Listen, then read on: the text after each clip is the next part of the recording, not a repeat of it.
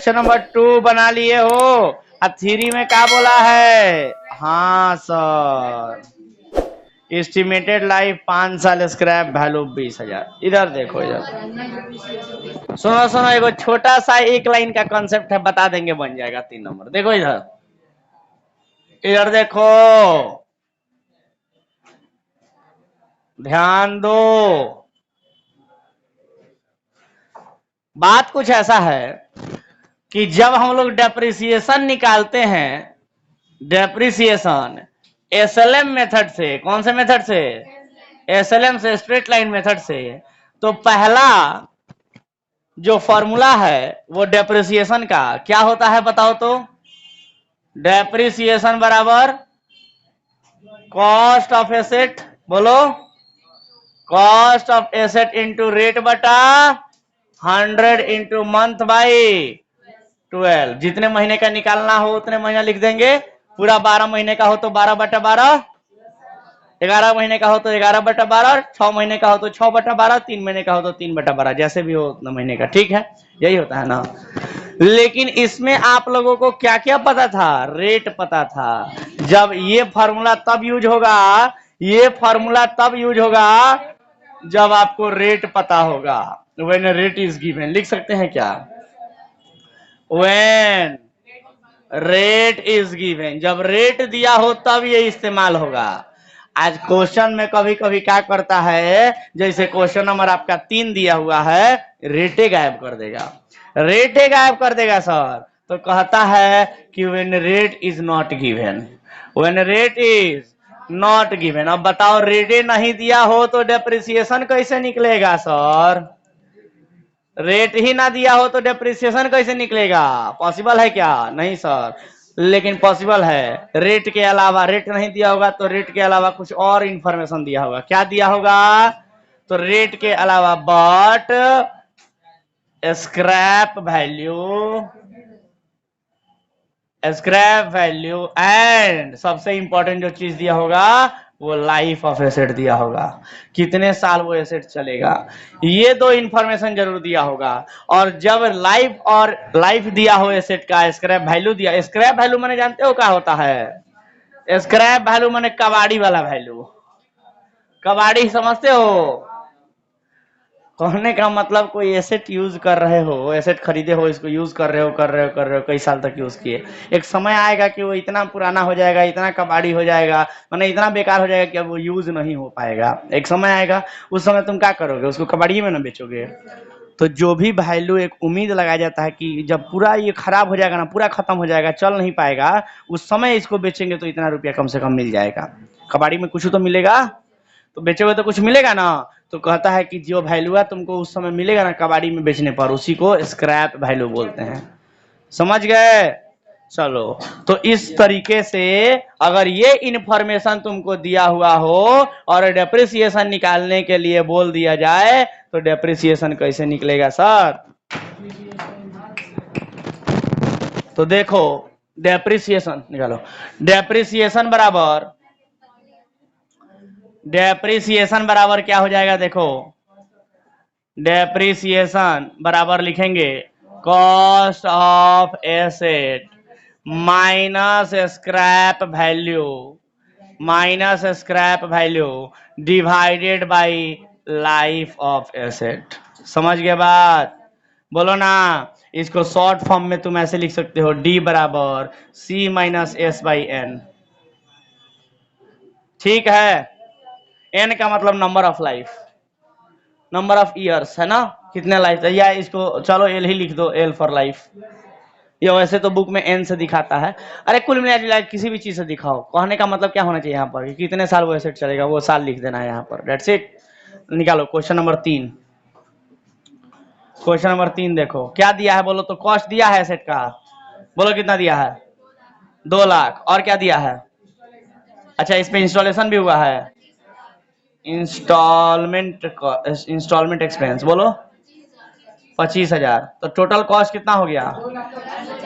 Total cost दोनों को जोड़ के लिखते हैं ना, 2,25,000 इतना लिख देंगे। और क्या दिया है बोलो? हाँ, स्क्रैप वैल्यू कितना दिया है? 5 ईयर। और बोलो, लाइफ दिया है, लाइफ ऑफ एसेट कितना दिया है? हाँ तो ये गलती बोल दी ना। स्क्रैप वैल्यू कितना दिया है बोलो? 20,000।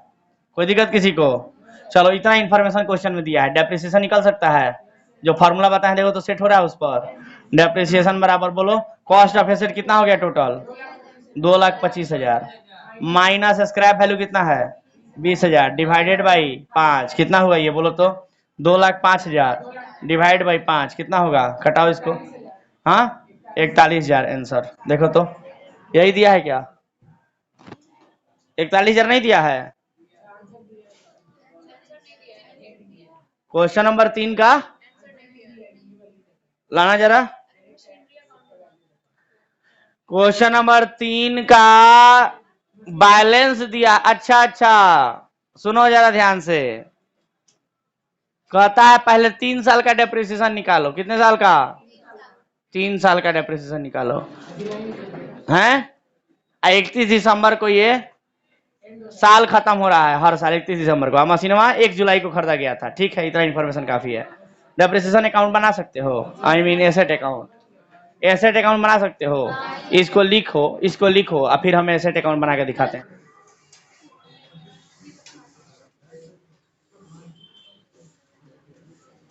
चलो शुरू करें, आ जाओ। डेप्रिसिएशन एसएलएम मेथड से है तो हर साल डेप्रिसिएशन 41,000 रुपया 1 साल का ही आया है। जितने महीने का होगा उतने महीने का इसमें से निकाल लिया जाएगा इनटू मंथ बाई 12 करके। चलो तो क्या ऊपर क्या बना है बोलो? Asset account.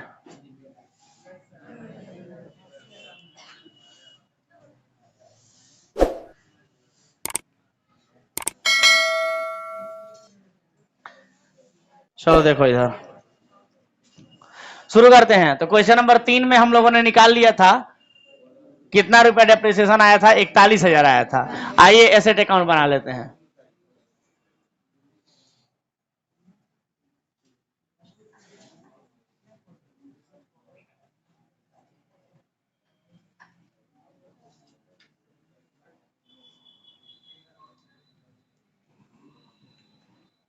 बताओगे कब खरीदा गया था?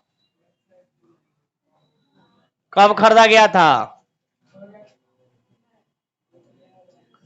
डेट मालूम है?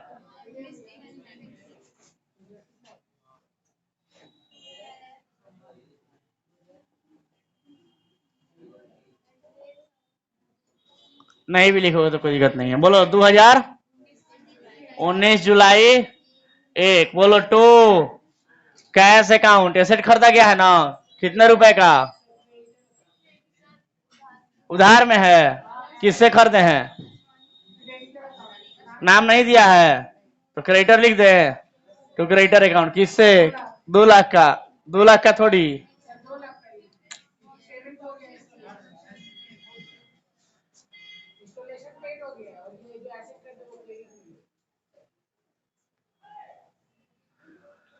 तो इंस्टॉलेशन पेड हो गया है आप ये कह रहे हैं, लेकिन आप यहाँ एसेट में तो दिखाएंगे पूरा 2,25,000 ना। समझ रहे हैं बात? तो आपको यहाँ दिखाना पड़ेगा टू क्रेडिटर और टू कैश अकाउंट। ठीक है, आपको ऐसे दिखाना पड़ेगा। यहाँ पर 2 लाख रुपया, ठीक है, चेक से पेमेंट हुआ है तो बैंक अकाउंट लिखेंगे यहाँ पर। ठीक है, बोलो। तो यहाँ हो जाएगा 2 लाख और यहाँ हो जाएगा 25,000, दोनों मिला के 2,25,000। समझ गए? चलो आगे बोलो। अब कुछ नहीं दिया है, बाकी का जो इन्फॉर्मेशन दिया था उस डेप्रिसिएशन निकालने के लिए दिया था, जो कि हम लोगों ने निकाला था डेप्रिसिएशन। बोलो, डेप्रिसिएशन निकाला था ना फॉर 1 ईयर, यानी 1 ईयर का मतलब 12 महीना। 12 महीने के लिए हम लोगों ने निकाला था डेप्रिसिएशन 41,000 रुपया। लेकिन अब तुम क्वेश्चन में गौर से देखो, जो मशीन खरीदा गया है वो 1 जुलाई को खरीदा गया है। तो 1 जुलाई से लेकर के साल कब खत्म हो रहा है? दिसंबर 31 तक। कितना महीना होगा? 6 महीना। तो डेप्रिसिएशन 6 महीने का निकालना पड़ेगा ना। Depreciation for 6 month. बोलो, तो 41,000 रुपया इंटू 6/12 कितना हुआ? 20,000। 500, तो यहाँ पर लिख दोगे 20,500। तो लिखो बाई डेप्रिसिएशन अकाउंट 20,000, 20,500। डेट बोलो 2019 दिसंबर 31। कोई डाउट किसी को? अब क्या करेंगे? बैलेंस सीडी बोलो ना। तो चलो लिखते हैं बाई बैलेंस सीडी। कितना रुपया? 2,25,000 में से 20,500 कम हो गया, कितना बचा? 2,04,500। इसका भी डेट 31 दिसंबर। दोनों तरफ कितना इक्वल हो जाएगा? 2,25,000, 2,25,000। किसी को दिक्कत? अब सीडी हुआ है तो बीडी भी होगा। बीडी का डेट बोलो 2020 जनवरी 1। टू बैलेंस बीडी कितना रुपया? 20,000 बक 2,04,500। ठीक है। अब चलो फिर, अब बीच में कुछ हुआ नहीं ना है, सीधे डेप्रिसिएशन लगाओ। कब लगेगा? 2020 दिसंबर 31। बोलो बाई डेप्रिसिएशन अकाउंट। पूरे एक साल का डेप्रिसिएशन तो पता है ना आपको, 41,000 रुपया। तो अब बैलेंस सीडी बताओ। बाई बैलेंस सीडी कितना रुपया आएगा? 1,63,500। चलो डेट बता दो, यही होगा। टोटल बता दो, टोटल कितना होगा? 2,04,500। यहाँ भी 2,04,500। चलो अब सीडी का बीडी भी करोगे क्या? सीडी का बीडी करोगे। टू बैलेंस बीडी रुपया बोलो 1,63,500। ठीक है सर, बोलो ना।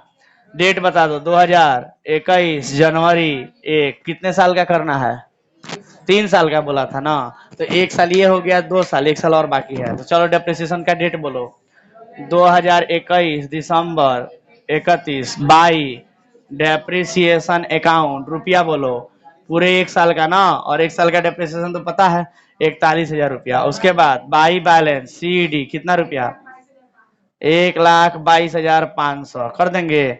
डेट यही दे देंगे। टोटल बोलो 1,63,500, 1,63,500। अब सीडी को बीडी करके छोड़ दो, टू बैलेंस बीडी, काम खत्म।